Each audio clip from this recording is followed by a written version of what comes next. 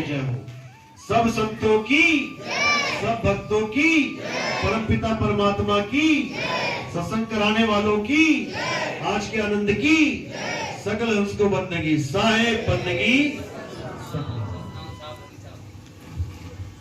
तो आज चंदौली में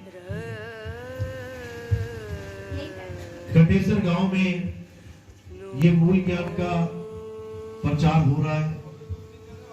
बहुत बड़े भाग हैं उन जीवों के जो अपने पूरे जीवन में एक बार भी इस मूल ज्ञान को सुन पाते हैं। केवल सुनने की इतनी बड़ी महिमा बता रहा हूं मैं, क्योंकि कितने महात्मा पूरा पूरा जन्म भक्ति करके चले गए, लेकिन मूल ज्ञान सुनने को भी नहीं मिला। जिसको कहते सुनने को भी मिल जाए, ये तो शुक्र करो इंटरनेट भगवान की। इंटरनेट भगवान ही है ये त्रिकालदर्शी, जो तुम्हारे मोबाइल में एक्टिव है और ये सत्संग तुम्हारे मोबाइल तक पहुंच रहा है, घर घर में जा रहा है। ये उसी का शुक्राना है। कई लोग कहते हैं कबीर साहब ने 2020 ही क्यों चुना, यही समय क्यों चुना प्रचार के लिए? भाई इसीलिए चुना क्योंकि आज के समय में घर घर में मोबाइल है, घर घर में इंटरनेट है, और जहां पर नहीं है उसके भी किसी ना किसी आस पड़ोस में होगा, यानी बात वहां तक पहुंच जाएगी। ऐसे ऐसे लोग हैं हमारे भगत जो सुबह उठते ही बाल्टी, देखी ना स्पीकर वाली बाल्टी कहते हैं जिसको, वो लंबा सा तंबू सा भोंपू, उसको चला देते हैं सुबह उठते ही, और 3 4 5 गांव तक आस पड़ोस की आवाज पहुंचती है। और शाम को लोग आके पूछते भैया कौन सा सत्संग चलाया था, बड़ा आनंद आया, बहुत पते की बात मिली। तो ऐसे ही जागृति होगी। गांव गांव जागेगा, घर घर तो जागेगा ही, गांव गांव शहर शहर देश देश जागेगा। ये ऐसा ज्ञान है, क्योंकि इसमें कोई लाग लपेट नहीं है, ये मूल ज्ञान है, ये बिल्कुल प्योर ज्ञान है, इसमें कोई मिलावट नहीं है। तो इसी को समझा रहे हैं कि अगर पूरे जन्म में एक बार भी अगर ये ज्ञान कोई सुन ले तो उसके इतने बड़े भाग हैं कि बड़े बड़े ऋषि मुनियों के उससे भी आप मुकाबला नहीं कर सकते। उनके भाग छोटे पड़ जाएंगे ऋषि मुनियों के, जो सारी उम्र मंत्र जप के चले गए, और जो एक बार इस सत्संग को सुन लिया जिसने, उसका समझ लो कि ऐसा बीज पड़ गया उसके कि अब मालिक की दया होनी बाकी है, कभी भी अंकुरित हो जाएगा जिसने एक बार ये सत्संग सुन लिया। लेकिन विवेकी होना चाहिए, सत्य का खोजी होना चाहिए, और अगर ये सत्संग कोई समझ ले फिर उसका जीवन ही बदल जाता है। फिर उसका जीवन ऐसे हो जाता है जैसे कौवे के घोंसले में कोयल के बच्चे का होता है, ऐसा जीवन हो जाता है। उसको हर जगह यही दिखाई देता है, रहना नहीं देश बेगाना है, ये तो कौवे का घोंसला है, जो मेरी माँ है वो मुझे पुकार रही है, मैंने निकल जाना है। यहाँ पे आस लगती ही नहीं है। लगती कब तक है? अब जैसे किराए का मकान है, तुम्हें पता भी है कि ये मेरा नहीं है, लेकिन रोज झाड़ू लगाते हो कि नहीं लगाते हो? रोज जाले साफ करते हो कि नहीं करते हो? बाथरूम सब क्लियर करते हो कि नहीं करते हो? सब कुछ करते हो। थोड़ा सा टूट जाए तो प्लास्टर भी करवाते हो, रंग पुराना हो जाए तो पेंट भी करवाते हो, ये भी जानते हुए कि ये मेरा घर नहीं है। बस ये स्थिति हो जाती है। यानी ये दुनिया में तुम रहोगे भी, खाओगे भी, पियोगे भी, काम भी करोगे, सब कुछ करोगे, लेकिन इससे तुम्हारी वृत्ति जुड़ेगी नहीं, तुम्हें इसकी आदत नहीं पड़ेगी, तुम इसको छोड़ने के लिए हमेशा तैयार रहोगे। इसलिए साहिब कह रहे रहना नहीं देश बेगाना है, ये धरती कागज की पुड़िया, बूंद पड़े घुल जाना है। और कहे कबीर सुनो भाई साधो, सतगुरु नाम ठिकाना है। सतगुरु नाम मंत्र नहीं है कि उसको जपना है, नाम को लोग जपने लग गए हैं, जबकि नाम एक ठिकाना है, ठिकाना है वो। और उस ठिकाने का क्या नाम है? सतलोक।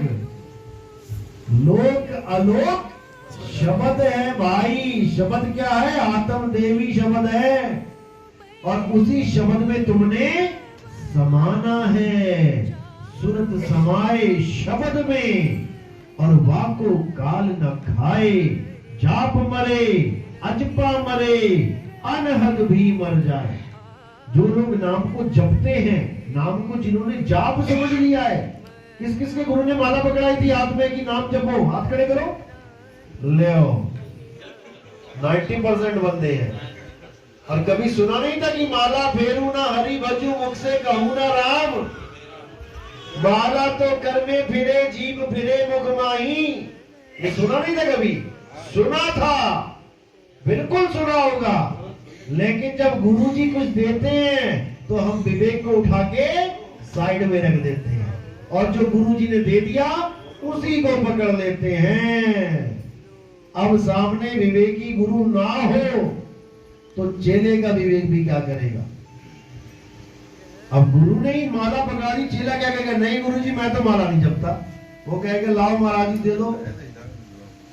इसीलिए विवेकी गुरु की महत्व सबसे ऊंची बताई गई है। गुरु की महत्व नहीं बताई गई है। लोग कहते हैं गुरु बड़े गोविंद से। अरे कौन सा गुरु बड़ा गोविंद से? सारे गुरु गोविंद से बड़े हैं।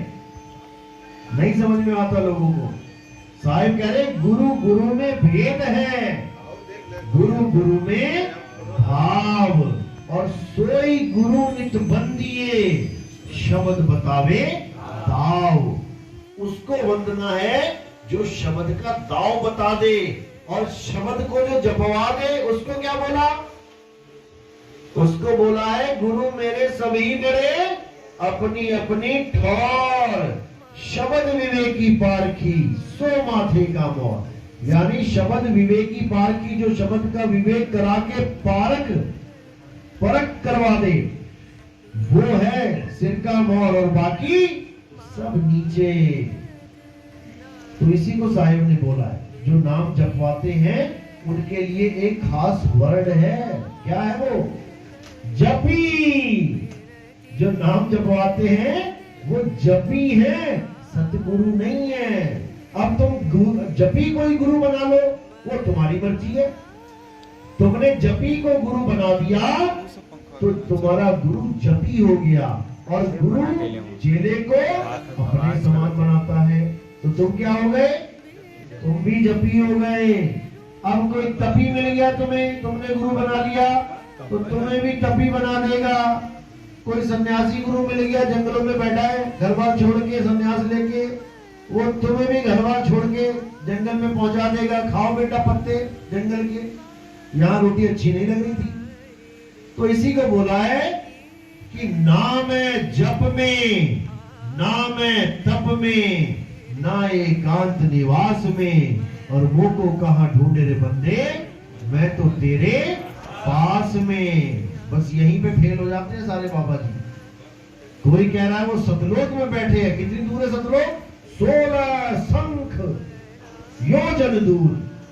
और साहिब क्या कह रहे हैं? मैं तो तेरे पास में। अब मुझे समझ में नहीं आ रहा 16 शंख क्यों, इसको कौन पास कहेगा? 16 शंख योजन दूर जो चीज पड़ी है उसको मैं पास कैसे कह दूं? क्योंकि हमें पता ही नहीं लग पा रहा है कि परमात्मा कह क्या रहे हैं। वो परमात्मा कहाँ है, समझ ही नहीं आ रहा। तो कह रहे जल परमाने माछली। अब किसी ने बेल मछली पकड़नी है माना, तो क्या वो तालाब में ढूंढेगा उसे? उसको समुद्र में ढूंढेगा। क्योंकि जल परमाने माछली, जितना बड़ा तालाब होगा, जितना बड़ी नदी होगी, जितना बड़ा समुद्र होगा, उतनी ही बड़ी शेप की मछली मिलेगी आपको। छोटे से एक्वेरियम में आपको शार्क थोड़ी नहीं मिलेगी, उसमें छोटी छोटी मछलियां मिलेगी। तो कह रहे जल परमाने माछली, कुल परमाने शुद्धि। अब कसाई का लड़का है, बकरा काटने में झिझक नहीं करेगा, सब जानता है पापा कैसे काटते हैं। अब किसान का लड़का है, सब जानकारी है, कब बोना है, कब काटना है, कब पानी देना है, कौन से महीने में फसल लगानी है। सुनार का लड़का है, सब जान रहा है कितना भाव मोल करना है, कैसे करना है, डिजाइन कैसे बनेगा। यानी जल परमाने माजली कुल परमाने सुती, और जिसको जैसा गुरु मिला उसकी वैसी बुद्धि। भेद कर दिया यहाँ पे भी, जिसको जैसा गुरु मिला, क्योंकि गुरु गुरु में भेद है। लोग ये नहीं समझ पा रहे। लोग कहते हैं अरे कोई भी गुरु बना लो, कोई भी गुरु बना लो। तुमने अमेरिका जाना है, अरे कोई भी बस में चढ़ जाओ, पहुंच जाओगे क्या? जाना अमेरिका है तो साधन कोई भी चलेगा क्या? कोई भी नहीं चलेगा कि तुमने रिक्शा ले लिया, भैया अमेरिका जाना है, छोड़ाओ, अगर मैं खुद नहीं पहुंच सकता तुझे कैसे पहुंचाऊं? साधन उसी हिसाब से लेना पड़ेगा। अमेरिका जाना है तो आपको हवाई जहाज पकड़ना पड़ेगा। तो ये भेद है गुरु गुरु में। तो इस गुरुओं का जो भेद है इसको हमने अच्छी तरह समझना है। तो साहिब कह रहे नाम है जप में, जो गुरु तुम्हें जप देते हैं, जो निरंजन ओंकार अरंकार सोहम सतनाम ओम कलियम हरियम शरियम सोहम सत्यम, दुनिया भर के नाम, हरे कृष्णा हरे राम वाहिगुरु वाहिगुरु अल्लाह अल्लाह गॉड गॉड, ये सब जपी हैं। ये तुमसे नाम जपवाने में लगे हैं। कई तो ऐसे गुरु बैठे, तुम बस जाके वैरायटी तो बताओ कि कौन सा भगवान चाहिए। फिर देखो क्या करते हैं, तुम बोलोगे गुरुजी मुझे राम भगवान चाहिए, बेटा राम राम जप। गुरुजी मुझे कृष्ण जी चाहिए, अरे हरे कृष्णा जप। गुरुजी मुझे शंकर जी चाहिए, ओम नमः शिवाय जप। ये हाल है गुरुओं का। जैसे तुम मार्केट में गए कि आलू चाहिए, बेटा पैसा यहाँ रख और घर में जाके आलू आलू जप। भैया भिंडी चाहिए, घर में जाके भिंडी भिंडी जप। आलू भिंडी जो भी चाहिए वो जप। बताओ ये हाल है। क्यों? क्योंकि अज्ञानता है। उनको यही समझ में नहीं आ रहा कि करना क्या है। सिंपल सा सौदा बना लिया है, दिमाग में फिट कर लिया है कि नाम जपोगे तो परमात्मा मिल जाएगा। इसीलिए इतनी दुकानें चल रही हैं, केवल इसलिए। हर गुरु कोई ना कोई नाम लेके बैठा है। और अगर ये 52 अक्षर वाला नाम, 52 अक्षर खत्म कर दिए जाएं, एक ही झटके में सब खत्म हो जाएंगे, एक ही झटके में। लेकिन हमें पता ही नहीं लग रहा। सुनियार की दुकान खत्म करनी है तो क्या करना है? सोना ही गायब कर दो मार्केट में से। अब सोना ही गायब हो गया तो फिर सुनार क्या करेगा? समझ रहे हो? बस इसी को समझना है। तो ये जितने भी गुरु बैठे हैं A to Z, ये सब नाम लेके बैठे हैं। 52 अक्षरों की दुकान खोल के बैठे हैं और साहिब 52 अक्षरों का जोरदार खंडन करते हैं। अरे 52 अक्षर जीव आधारा। 52 अक्षर भी छोड़ो, उसको तो तुम खत्म नहीं कर पाओगे, तुम जीव ही काट दो।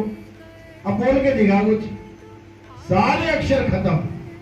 तो साहिब कह रहे 52 अक्षर जीव आधारा, आदि अक्षर जीभ्या से न्यारा, वाही को सत सिमरन कहिए, सिमर सिमर नर उतरो पारा। उसी को सत सिमरन कहते हैं जो 52 अक्षरों से परे है। और जो 52 अक्षरों से परे है वो है क्या? आत्मदेव। वो 52 अक्षरों से परे है। गरीबदास जी कह रहे हैं 52 अक्षर लेख राम रंग होरी हो, वो अक्षर या में नाही राम रंग होरी हो। कागज कलम कलेस राम रंग होरी हो, वो रहा शेष का शेष राम रंग होरी हो। वो कह रहे हैं कि 52 अक्षर जो तुमने कागज पे लिख के, कोई भी कुछ भी लिख दिया तुमने भगवान का, परमात्मा का नाम, ये कलेश है। तुमने अपनी जान को कलेश डाल लिया। परमात्मा 52 अक्षरों का खेल नहीं है। अब कई लोग क्या करते हैं, 52 अक्षर को छोड़ देंगे, यानी कोई नाम को छोड़ देंगे, अक्षर पकड़ लेंगे। जैसे किसी ने पकड़ लिया आ, अब देखो आधी पार्टी झंडे पे आ लिखवा के घूम रही है। देखा ना पंथ, एक झंडे पे आ लगा के बैठा हुआ है। अब वो कोई नाम नहीं दे रहे हैं, लेकिन आ को ही मान रहे हैं। अब कोई जो ऊ को भी मानता है, आ ऊ, ये भी अज्ञान है। बैठे यहाँ पे कौन है आऊ वाला? हाथ खड़े करो, जिसको आज तक आ ऊ मिला था। कोई तो होगा, वो देखो, ये तुम्हें तो आ मिला ना, आ के साथ ऊ वाला भी होगा, उधर है ना, ये देखो ये। अच्छा ये भी है, आ ऊ। अब ये समझो कि ये दो अक्षर पकड़ के बैठे हैं और बात क्या करेंगे? एक अक्षर की बात करेंगे, एक परमात्मा की, और दे देंगे दो। फिर कैसे बात बनेगी भाई? इन दोनों में से भी निबेड़ा करो फिर। ये भी गलत है, ये भी गलत है। तो इसी को कबीर साहब समझा रहे हैं बार बार। मदन साहब की वाणी देखो, जो रामपाल जी महाराज ने अपने ग्रंथ में छाप दिया कि बाबा नानक की वाणी है कौन सी? सोई गुरु पूरा कहावे, दो अक्षर का भेद बतावे, एक छुड़ावे एक लखावे, तब प्राणी निज घर को जावे। उन्होंने अपने ग्रंथ में छाप दिया कि ये बाबा नानक की वाणी है। और जब मैंने फोन किया 2010 में और मैंने पूछा कि मुझे जरा पेज नंबर बता दो, उसके बाद फोन उठाना ही बंद कर दिया। फिर दूसरे फोनों से करके मैंने बात शुरू करी, तो मुझे कहते ऐसा है कि आप ज्ञान चर्चा करना। क्योंकि मैंने बोला, मैं 2010 से बोल रहा हूं कि मुझे ज्ञान चर्चा करवा दो एक बार रामपाल जी महाराज से, लेकिन उनका कोई चेला उनके पास ना फटकने दे रहा। तो जब मैंने कहा कि भाई मैंने ज्ञान चर्चा करनी है, तो मुझे कहते अपने आश्रम की पुस्तकें भेज दो। मैंने कहा अच्छा, पुस्तकें भेज दे, तुम्हें ग्रंथ भेज दें, ताकि जैसे बाकी लोगों के ग्रंथ दिखा के अपने मन से ही लाइनें लगा के कुछ का कुछ बोल रहे हो, हमारा ग्रंथ भी खोल के दिखा दोगे कुछ ना कुछ। तो मैंने मना कर दिया। आज भी लोग ये सवाल पूछते हैं रामपाल जी के भगत कि आप पहले कहां गए थे जब हमारे गुरु ने सबको चैलेंज किया था। मेरा नाम नितिन दास है और अपने जितने भी पुराने भगत हैं आप लोगों से, उन सबसे पूछ के देखो, फेसबुक पे सबसे ज्यादा चर्चा मेरे साथ चलती थी रामपाल जी के भक्तों की। 2010, 11, 12, 13, 14, 15 5 साल लगातार फेसबुक पे ज्ञान चर्चा चली है। कितने भक्तों ने तो उसी वक्त छोड़ दिया था उनको, अभी जेल में भी नहीं गए थे। तब की बात कर रहा हूं मैं, क्योंकि लोग आज भ्रम फैला रहे हैं जी ये तो रामपाल जी महाराज जेल में चले गए इसलिए आ गया, ये सामने आ गया। अरे भाई 2010 से चल रहा हूं मैं, आज 13 साल हो गए मुझे इस 13वें पंथ को चलाते हुए, लेकिन समझ में नहीं आएगा। तो वैर विरोध किसी के साथ नहीं है, लेकिन जो सत्य है वो सत्य ही है। ये एक बेस था, ये बेस था, यानी ये निचले स्तर की एक पढ़ाई थी। इसको भी हम संतों ने एक नाम दे रखा है। क्या नाम है इसका? पवित्र ज्ञान। पवित्र ज्ञान इसका नाम है, इसको पवित्र ज्ञान कहते हैं। ये भी बहुत जरूरी है आपके जीवन में। इसीलिए संतों ने, कबीर साहब ने बोला, पवित्र ज्ञान तुम जग में भाखो और मूल ज्ञान गुप्त कर रखो। मूल ज्ञान को गुप्त रखना बहुत जरूरी है, इसको गुप्त रखना, क्योंकि अगर ये उस वक्त इन काल के दूतों के हाथ लग जाता तो आज आप यहां नहीं आते। भले वो नाम आपको ना मिलता, लेकिन मूल ज्ञान सुनना ही इतना आकर्षित होता है ये जीव कि फिर उसको छोड़ नहीं पाता और परख नहीं कर पाता कि नितिन दास क्या बोल रहा है और हमारे गुरु ने क्या बोला है, भेद क्या है, अंतर क्या है, नहीं परख पाता। तो तुम्हें ये लगता है अरे हमारे गुरु भी यही बोलते हैं, हमारे गुरु ने भी तो यही बोला है, विदे नाम, अजय नाम, अमी नाम, यही तो बोला है। इसीलिए कबीर साहब ने मना कर दिया धर्मदास जी को कि धर्मदास मूल ज्ञान मत खोलना। तो कहते हैं पवित्र ज्ञान तुम जग में भाखो, मूल ज्ञान गुप्त कर राखो। मूल ज्ञान बाहर जो पढ़ी, बिचली पीढ़ी हंस न तरही। मूल ज्ञान तब लग छुपाई, जब लग द्वादश पंथ न मिट जाए। द्वादश पंथ कौन सा है? 12वां पंथ। किसका है ये? गरीबदास जी महाराज का, उसमें जो पढ़ाई पढ़ाई जाती है वो 12वीं क्लास का है सारा ज्ञान। अब जो 12वीं क्लास की पढ़ाई करवाए आपको, वो कौन सी क्लास का गुरु है? 12वीं का। जो आपको गरीबदास जी महाराज की आरतियां, उनके मंत्र, उनके ग्रंथों में जो ज्ञान है, सारी भक्ति विधि वही समझाए कि वही करना है। तो 12वां पंथ कौन सा है? गरीबदास जी का। जो गरीबदास जी के मत के अनुसार, जो उस पंथ के मत के अनुसार भक्ति करेगा, वो 12वीं क्लास का ही बच्चा है। लेकिन उन्हीं ग्रंथों में मूल ज्ञान की पढ़ाई भी कोड वर्ड में दी गई है। वो कोड वर्ड 12वीं क्लास का गुरु नहीं खोल सकता। वो सारे लॉक 13वीं क्लास का यानी कॉलेज का लेक्चरर खोलेगा। इसीलिए साहिब ने बोला कब खोलना है ये ज्ञान? जब 12वां पंथ खत्म हो जाएगा। कब खत्म हुआ? 11 अक्टूबर 2018 को उन महात्मा जी को जेल हो गई और 12 को वो शिफ्ट हो गए जेल में, और 13 अक्टूबर 2018 को इस मूल ज्ञान का उदय हुआ। उदय का मतलब ये नहीं है पहले नहीं चल रहा था, समझो इस बात को। हाँ, उसका उजागर हुआ, जैसे सूर्य उदय हुआ। इसका मतलब ये नहीं उदय होने से पहले सूर्य था ही नहीं, सूर्य था तभी तो उदय होगा, यानी उजागर में आना। मदन साहिब का ज्ञान तो पहले से ही है, तभी तो ये वाणी तुम्हारे ग्रंथों में आई है। राधा स्वामी वालों ने अपने ग्रंथ में छाप रखी है, सोई गुरु पूरा कहावे, 2 अक्षर का भेद बतावे। और देते क्या है? 5 नाम।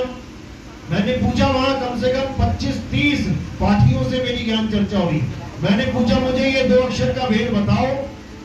कहते ये पार ब्रह्म में मिलेगा जाके, क्योंकि वहां लिखा हुआ है कि ये 2 अक्षर पार ब्रह्म में मिलेंगे जाके। तो मैंने उनको बोला कि भैया बताओ फिर इन दोनों में से जो मिलेंगे छुड़वाना है अगर, तो 2 क्यों मिल रहे हैं? एक ही मिल जाए। पार ब्रह्म में 2 अक्षर मिलेंगे और उसमें से भी एक छुड़ाना है, तो छुड़ाने वाला भी क्यों मिल रहा है? वो एक ही मिल जाए पार ब्रह्म में। मूर्ति बंद हो गई, आवाज नहीं निकली उनकी। मैंने उनसे यही पूछा कि कोई है जिसको पार ब्रह्म में वो 2 अक्षर मिले? पूरी संगत में 10 करोड़ आदमी है उनकी संगत में। इन 10 करोड़ में कोई एक बंदा है जिसके ये 5 नाम छूट गए हो? क्योंकि जब 2 अक्षर का भेद ही मिल गया तो सारी भक्ति खत्म, रिजल्ट ही मिल गया उसको। जवाब नहीं आया। उसके बाद अपने बाबा जी को फोन कर करके पूछा गया, वहां पे 25 पाठियों ने पिछले साल में रिजाइन दे दिया। 25 पाठियों ने टोटल मिला के भारत में हड़कंप मच गया वहां पे। अब उनके सत्संग देखो, सारे सत्संग ही बदल रहे हैं। अब इनके जितनों के भी तुम सत्संग देखो यूट्यूब पे, अब सारी हमारी भाषा बोलेंगे। तो रास्ते में आते आते धर्मदास पंथियों का, धर्मदास के वंशजों का एक सत्संग सुना। मेरा सत्संग एक एक लाइन डिक्टर कॉपी कंप्यूटर से बुलवा रहे हैं, आवाज भी अपनी नहीं दे पाए, दे ही नहीं सकते, पकड़े जाएंगे। पूरा सत्संग मेरा एक एक लाइन अपने YouTube चैनल पे डाल रखा है। क्योंकि अब कबीर साहब ने बोला था, ये नहीं बोला कोई साहब ने कि केवल पंथ ही चलेगा। कबीर साहब ने ये भी बोला है कि मिलावट करने वाले भी आएंगे और इस पंथ में घुसने की कोशिश करेंगे, लेकिन उनकी मिलावट करने नहीं दी जाएगी। ऐसा नहीं कि हमारे पंथ में मिलावटी नहीं बैठे हैं, हमारे पंथ में बैठे हैं। 2023 जो मैंने बोला था, ऐसी थोड़ी नहीं बोल दिया मैंने कि 2023 में कईयों के रिजल्ट निकल जाएंगे।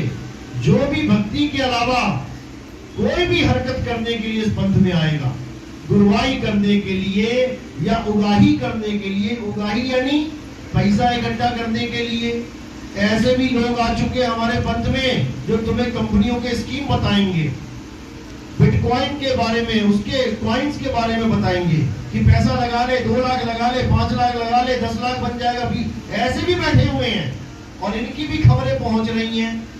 इनको भी पंथ से बाहर निकाला जाएगा। ये भैया कोई बिजनेस का अपॉर्चुनिटी, कोई स्टेशन नहीं है यहाँ पे कि तुम आ गए हो अपना बिजनेस चलाने के लिए। ये भक्तों का घर है, यहाँ पर भक्ति की बात चलेगी। बिजनेस करना है तो बाहर दुनिया बहुत है, वहां जाओ। यहाँ पर आके बिजनेस करके लोगों को ठग के फिर गुरु बदल के कहीं और रह जाते हैं। ऐसे भी लोग हैं, उनके भी नाम लिए जाएंगे। क्यों लिए जाएंगे? कोई दुश्मनी नहीं है हमारी, वो कहीं जहां मर्जी जाए भक्ति कर ले, लेकिन लोगों को नुकसान ना पहुंचा पाए, क्योंकि नाम यही बोलते हैं वो, मैं तो नितिन दास का शिष्य हूं। अब सामने वाला यकीन कर लेता है ये अरे गुरु जी का शिष्य है तो 1 नंबर होगा। ये नहीं पता कि 1 नंबर बाहर से अंदर से पूरा 10 नंबर है। तो ऐसे लोगों से भी बचाना गुरु का ही फर्ज है। ये सरकार का फर्ज है कि आपको फैसिलिटी देना भी और आपको मच्छरों से भी बचाना है। स्प्रे कराने के लिए भी तो सरकार ही आती है। वो आदमी देखा ना, धुआं लेके आता है, तुम्हें कष्ट होता है लेकिन तुम्हारे बचाव के लिए। इसी प्रकार हमारे पंथ में भी बहुत खटमल मच्छर हो गए हैं जो खून चूस रहे हैं भक्तों का। इनका भी सफाया जरूरी है। कोई दुश्मन नहीं है तो खटमल मच्छर भी परमात्मा के जीव, लेकिन नुकसान पहुंचाएंगे तो सजा पाएंगे, है वो भी उसी के जीव। तो इसीलिए ये तो चलो होता रहेगा। बाकी जो असली खेल है वो है 2 अक्षरों का। जब तक 2 अक्षरों का खेल समझ में नहीं आ गया, किसी की मुक्ति नहीं हो सकती। कौन से 2 अक्षर? 52 अक्षर जोड़े यान, सकिया न अक्षर एक पहचान। बस यही खेल है सारा। आप कोई भी नाम जपते हो, कोई भी, वो सब अक्षरों से ही बना है। वो अक्षरों से ही बना है, अक्षरों का ही खेल है। तो कह रहे हैं 52 अक्षर जोड़े यान, सकिया न अक्षर एक पहचान। इन 52 अक्षरों को छोड़ना है, इन 52 अक्षरों को छोड़ना है और एक अक्षर को जान लेना है। और वो एक अक्षर क्या है? आत्म स्वरूप ही वो अक्षर है जिसका कभी नाश नहीं होता। अक्षर का मतलब होता है अविनाशी। अब अविनाशी तो जीव भी है, अविनाशी तो ब्रह्म भी है। तो फिर क्या करें? इन तीनों में भी जो अविनाशी है वो आत्म देव के लिए संकेत किया गया है। कोई जीव को ना समझ ले, क्योंकि अक्षर गीता में भी बोला गया है कि 2 प्रकार के पुरुष हैं, एक क्षर पुरुष, एक अक्षर पुरुष। तो फिर बंदा ये ना सोच ले कि शायद उस अक्षर पुरुष की पूजा करनी है, शायद वो अक्षर पुरुष कबीर साहब बोल रहे हैं, वो नहीं बोल रहे हैं। 2 प्रकार के पुरुष गीता में है, एक क्षर पुरुष, एक अक्षर पुरुष। क्षर पुरुष यानी नाशवान कौन है? ये काया। अब ये पुरुष ही तो बैठा है, कोई भी कहेगा ये पुरुष बैठा है, लेकिन ये नाशवान है। अभी मुंडी पे चले तलवार, सिरकलम यानी नाशवान पुरुष। अब एक अक्षर पुरुष है, वो कौन है? जो इस पुरुष को चला रहा है, जीवात्मा, जो अविनाशी है। ईश्वर अंश, जीव अविनाशी। अब जो अविनाशी जीव है वो अपने आप को शरीर मान बैठा है, इसलिए डरता है, मुझे मत मारो। और बनेगा कौन? अपने आप को शरीर मान बैठा है, इसलिए डरपोक है, इसलिए पूजनीय नहीं है। इसको समझना है वो भी अविनाशी। ये पारक सिद्धांत वाले जितने भी गुरु बैठे हैं, ये इसी जीव को परमात्मा सिद्ध किए बैठे हैं। ये यही बात करते हैं कि देखो जीव अविनाशी है, यही परमात्मा है। अभी इसके पीछे कुत्ता भाग जाए तो धोती उठा के भागेगा। क्यों भागेगा? क्योंकि निडर नहीं है। जीव सोई जो जुग जुग जीवे, उत्पत्त प्रलय माही। उत्पत्त प्रलय क्या है? ये काया ही उत्पत्त प्रलय है, उत्पन्न हो रही है, प्रलय में जा रही है। जीव सोई जो जुग जुग जीवे, उत्पत्त प्रलय माही। देह धरे भर में 84 निर्भय कबहू नहीं। जो निर्भय ही नहीं है तुम उसको प्राप्त करके क्या करोगे? और नानक साहब क्या कह रहे हैं? एको सतनाम कर्ता पुरुष निर्भय। अब देखो फर्क पड़ गया ना। जो बाबा नानक जिसकी बात कर रहे हैं वो निर्भय है, और जो जीव है वो निर्भय कबहू नहीं। आ गया ना फर्क दोनों में। जो गुरु ये कहते हैं कि परमात्मा तुम्हारे शरीर के अंदर है, असल में वो जीव को परमात्मा मान बैठे हैं कि तेरे अंदर भी परमात्मा, तेरे अंदर परमात्मा, तेरे अंदर भी, यानी जीव को ही परमात्मा मान लिया। और जो परमात्मा है वो जीव नहीं है। वो जीव नहीं है तो वो देह में नहीं है, क्योंकि देह में कौन है? जीव है। जून में जीव है और परमात्मा अजूनी है। एको सतनाम कर्ता पुरुष निरपहो निर्वैर अकाल मूरत अजूनी। अजूनी यानी जो किसी शरीर में नहीं है। अभी सुबह फोन आया एक रामपाल जी के भगत का, कहता मैंने इतना इतना इतना ज्ञान इतना सुना लेकिन आपका सुन के अटक गया बीच में। अब समझ में नहीं आ रहा क्या किया जाए। मैंने कहा पूछो क्या करना है। कहते आत्मा बताओ कहाँ है, आत्मदेव कहाँ है, शरीर में कहाँ रहता है। मैंने कहा भाई तुझे किसने कह दिया कि आत्मदेव शरीर में रहता है? शरीर में जीव रहता है, आत्मदेव नहीं रहता। आत्मदेव की तो प्राप्ति तुम्हें करनी है। आत्म ज्ञान बिना नर भटके। नर कौन है? नर ही जीव है।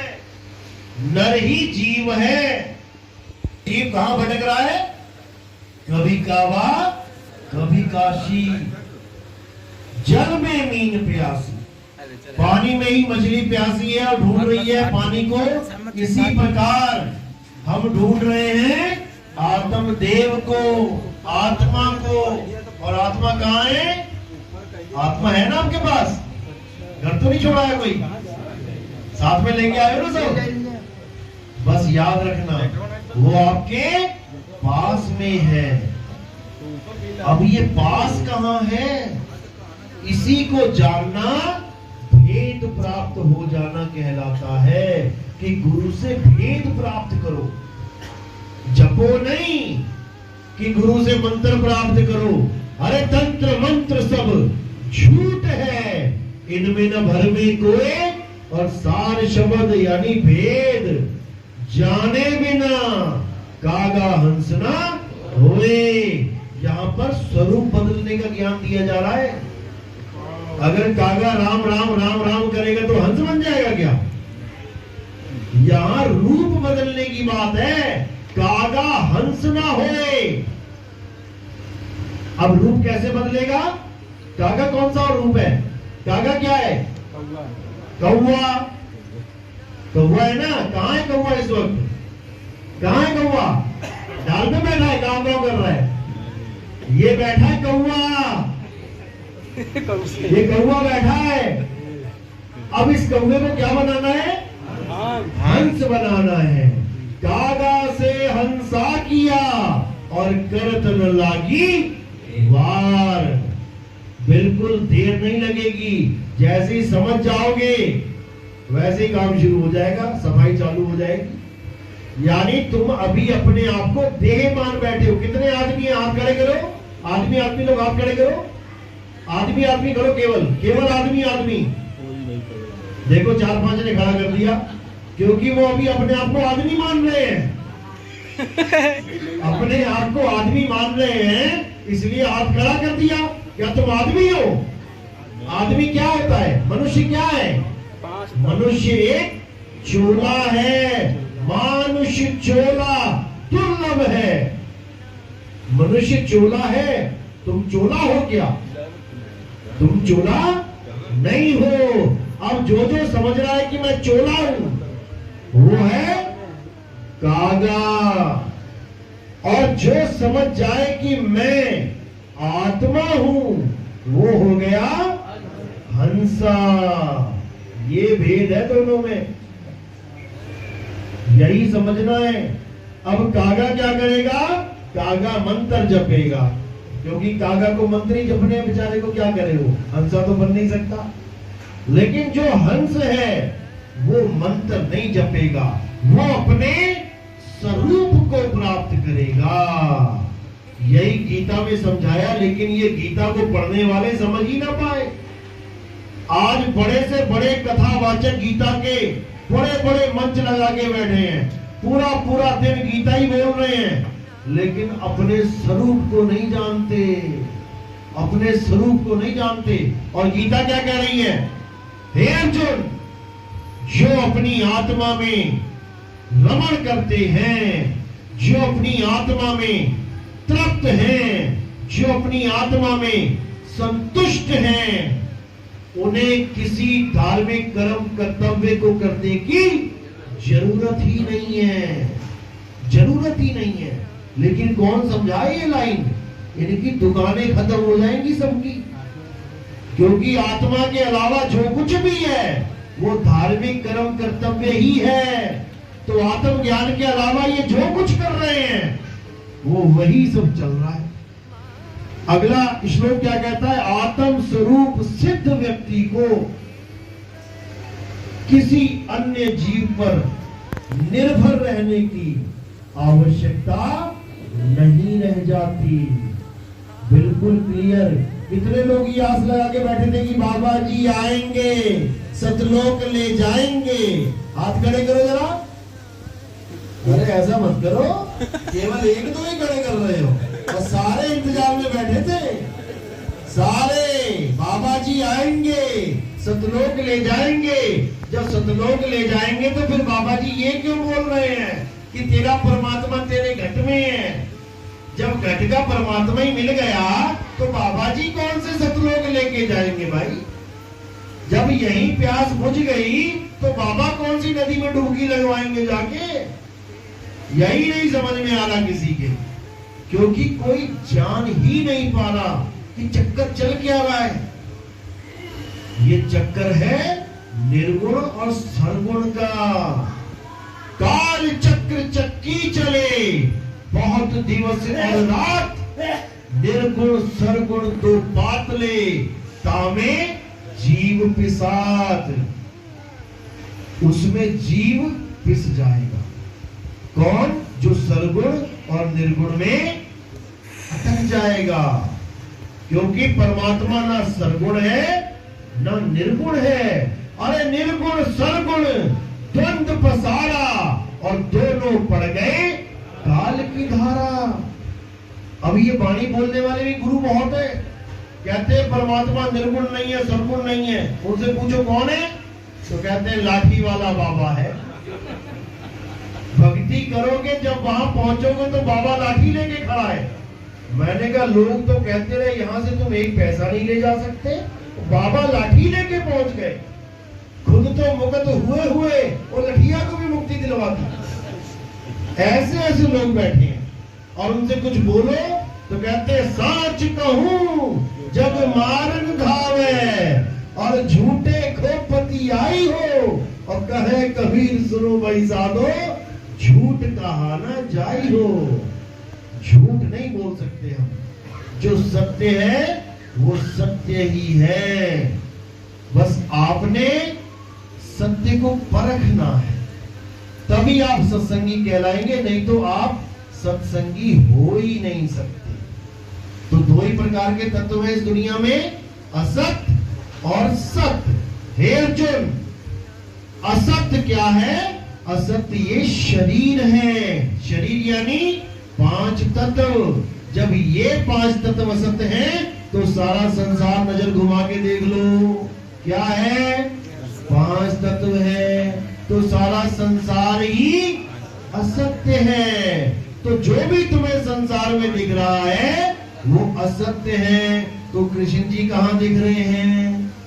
संसार में राम जी कहाँ दिखे, संसार में हनुमान जी या कोई और गुरु पीर पैगंबर, यहाँ तक कि मैं भी दिख रहा हूँ संसार में, यानी यहाँ सत्य कुछ भी नहीं है। अब जो नहीं दिख रहा है उसको भी जान लो। हे अर्जुन, आत्मा ही सत्य है, केवल आत्मा सत्य है। जो तुम देख सकते हो अपनी आंखों से वो सत्य नहीं है।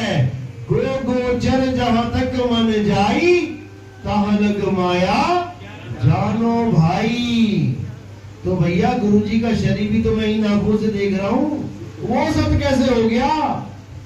लेकिन भाव के चक्कर में आके असत्य को बंदा सत्य मान लेता है। इसीलिए कबीर साहब ने अपनी भक्ति को क्या बोला है? हमारी भक्ति भावातीत है। तुम्हारे भाव का अचार नहीं डालना हमने कि तुम्हारे भाव हैं जी। कई लोग कहते हैं आप कबीरपंथी हो, कबीर साहब की मूर्ति नहीं पूजते। मैंने कहा उससे क्या होगा? अरे भाव होते हैं। मैं कहा अच्छा, तुम्हारे भाव होते हैं, और जो राम जी की मूर्ति पूज रहा उसके भाव तुम कहते हो काल का दूध है, ये पत्थर पुजैया है। तुम क्या हो? तुम भी पत्थर पुजैया हो। कबीर साहब ने ये नहीं बोला कि राम जी की मूर्ति को, श्याम जी की मूर्ति को घर से निकाल दो। कबीर साहब ने बोला पाथर पूजे हरि मिले। चाहे कबीर साहब की पत्थर की मूर्ति बनी हो, 2 फुट की छोड़ो 2000 फुट की बनी हो, तब भी तुम्हारी आरती की थाली उस पत्थर के आगे नहीं घूमनी चाहिए। तब तुम विवेकी पुरुष हो। हाँ, किसी प्रोग्राम में चले गए तुम, जैसे कोई धार्मिक समाज जो जानते ही कुछ नहीं है, अब तुम्हें बना दिया चीफ गेस्ट, तुम्हारे हाथ में दे दी थाली। अब तुम्हें क्या करना पड़ेगा? घुमा देना है केवल प्रोग्राम के लिए कि भैया ठीक है तुम लोग मानते हो, ठीक है, लेकिन भाव नहीं रखना है उसमें कि मैं अपने भाव की वजह से कर रहा हूं। क्योंकि भाव अगर असत्य से जुड़ गया तो तुम्हारी मुक्ति नहीं होगी। क्यों?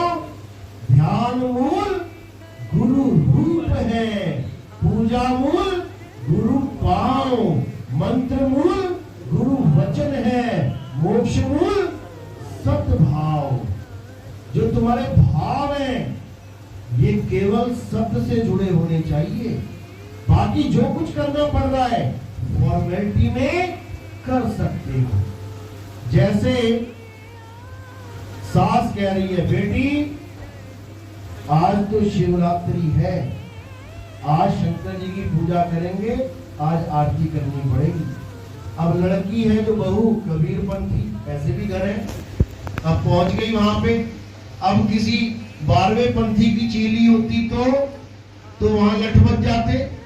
क्यों? नामखंड हो जाएगा। आरती घुमा ली तो नामखंड हो जाएगा, तिलक लगवा लिया नामखंड हो जाएगा। यही सब चलता है। हमारे यहाँ ये नहीं चलता। हमारे यहाँ क्या है? भाव तुम्हारे सत्य से जुड़े होने चाहिए। तुम्हारी सास ज्यादा परेशान कर रही है, ठीक है, थाली घुमा दी, दे दी, क्या चला गया? कुछ नहीं गया। उसके भाव को भी ठेस नहीं लगी और तुम्हारे भाव भी सत्य से जुड़े रहे। इसमें नामखंड वाली क्या बात है? एक पड़ोस में छोटा सा मकान बन रहा था, मैं वहीं था। एक भगत आया मकान बनाने के लिए, वो क्या नाम है, मिस्त्री था। अब वो उन्होंने शुरू में पूजा पाठ करते हैं, मिस्त्री के हल्का सा चंदन लगा दिया, वो लाल सा क्या होता है। मिस्त्री तो तितर हो गया, वहां से भाग गया एकदम।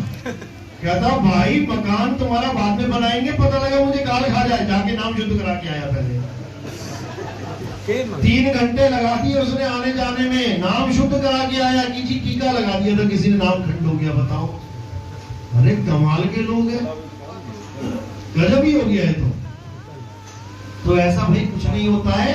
नाम अखंड और सब खंडा, सार शब्द गर्जे ब्रह्मंडा। इतना समझ लो कि नाम कभी खंड हो ही नहीं सकता। तुम्हारी मर्यादा खंड होती है, दारू पी लिए, मीट खा लिया, उस मर्यादा को संभालो तुम बस। नाम को क्या कोई खंड करेगा? नाम कभी खंड नहीं होता, क्योंकि ये लोग नाम को जानते ही नहीं है कि नाम क्या चीज है, इसलिए लग जाते हैं बोलने नाम खंड हो गया, नाम खंड हो गया।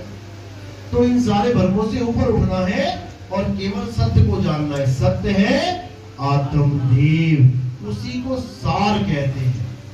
कई लोगों को भ्रम है कि सतनाम अलग होता है, सार नाम अलग होता है। अरे भाई, सत्य ही सार है। सतगुरु ऐसा चाहिए जैसा सुख सुहाए, सार सार तो कही रहे, थोथा दे उड़ाए। अभी जो सत्य और असत्य की बात हुई है, यही है सार और थोथा। सार का मतलब है और थोथे का मतलब है ये काया। अब सत्य सार जो है वो क्या है? सत्य नाम है सार। बूझो संत विवेक करी, उतरो भव जल पार। सतगुरु का उपदेश यही। बस 2 लाइनों में तुम्हारी मुक्ति हो जाएगी। बस इसको जान लो कि सत्य नाम है सार। सार यानी आत्मदेव। सत्य नाम ही आत्मदेव है। इसीलिए कबीर साहब की फोटो के आसपास कहीं ना कहीं आपको सतनाम जरूर लिखा दिखाई देगा। अब कई लोग कहते हैं सतनाम क्या है? ओम सोहम। बताओ, अब कबीर साहब कह रहे हैं हम हैं सतनामी, हम सतनाम के उपासक हैं, तो इसका मतलब कबीर साहब ओम और सोहम जपते थे क्या? हम हैं व्यापारी सत्य नाम के, अमर नगर मेरा गांव कोई ले लो रे, ले लो साहिब का नाम। वो कह रहे हैं मैं सतनाम का व्यापारी हूं। तो सतनाम तुमने बना दिया काल भगवान और अक्षर पुरुष का। बताओ, कबीर साहब यहां पे काल भगवान और अक्षर पुरुष की मार्केटिंग करने निकले हैं कि आओ काल भगवान और अक्षर पुरुष का नाम जपो। हद कर दी इन लोगों ने। सत्य नाम ही परमात्मा है, इसलिए आरती तक गाई जाती है, जय सतनाम जय, जय सतनाम, जय गुरु बंदी छोर कबीर। क्योंकि कबीर कह लो, आत्मदेव कह लो, अडोल नाम कह लो, अकह नाम कह लो, अनामी नाम कह लो, नी अक्षर नाम कह लो, निज नाम कह लो, अखंड नाम कह लो, ये सब नाम एक ही वस्तु के हैं। कल को खड़ा हो जाएगा कोई, नहीं सब अलग अलग है। पहले मैं सतनाम दूंगा, फिर सार नाम दूंगा, फिर अमी नाम दूंगा, फिर अकह नाम दूंगा, फिर अखंड नाम दूंगा, फिर अबोल नाम दूंगा, फिर सारा जीवन निकल जाएगा तुम्हारा, सारा जीवन निकल जाएगा इसी चक्कर में। एक से एक धुरंधर बैठे हैं यूट्यूब पे, एक से एक। जैसे मछली को पकड़ने के लिए होते ना 5-7 बंदे लाइन में बैठे होते कांटा लगा के, अरे इधर से बच गई तो उधर फंसेगी, उधर बच गई तो उधर फंसेगी। बस इसी तरह चैनल पे चैनल 2018 के बाद देख लो, चैनल पे चैनल रोज 50-60 चैनल बन रहे हैं। और क्या लिखा जा रहा है? सार नाम, सार शब्द, मूल नाम, मूल ज्ञान। पहले कहां था? पहले कहां छुपा रखा था? आज सारे ही सार नाम अब उसमें भी लगे हुए बीच में। 2 सेकंड में पाइए, 3 सेकंड में पाइए, 5 सेकंड में पाइए। बताओ, मतलब मछली